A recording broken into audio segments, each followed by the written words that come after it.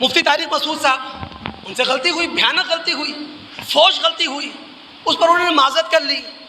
اب ریاستی اداروں کو اپنا کام کرنے دیں، عدالتوں کو اپنا کام کرنے دیں۔ بہت بڑی غلطی ہوئی ہے ان سے، بہت بھیانک غلطی ہوئی ہے ان سے۔ انہوں نے رسم الخط کو گرامیٹیکلی غلطی کہہ دیا۔ اللہ کے بندو، عربی گرامر قرآن کے سامنے محکوم ہے، عربی ادب قرآن کے سامنے محکوم ہے، عربی لغت قرآن کی محکوم ہے۔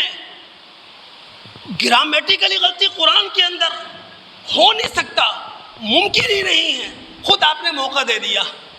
میں تو سمجھتا ہوں جتنا حساس موضوع آپ یہاں لے کر آئیں اتنی ہی تیاری کے ساتھ آئیں، اور ایک عالم کو جب بھی بات کرنا ہو نا تو بڑے تحمل کے ساتھ وہ بات کرے، نپے تلے الفاظ استعمال کرے۔ تو انہوں نے رسم الخط کو گرامیٹیکلی غلطی کہہ دیا۔ یہ رسم الخط ہے، یعنی محمد الرسول صلی اللہ علیہ وسلم کے زمانے سے جو عربی رسم الخط چلتا آ رہا تھا آج تک وہ محفوظ ہے۔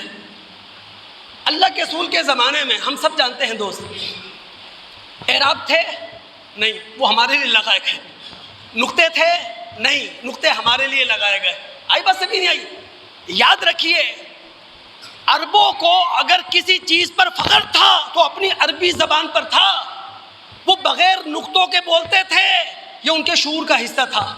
وہ بغیر اعراب کے عبارت پڑھتے تھے، یہ ان کا شعور کا حصہ تھا۔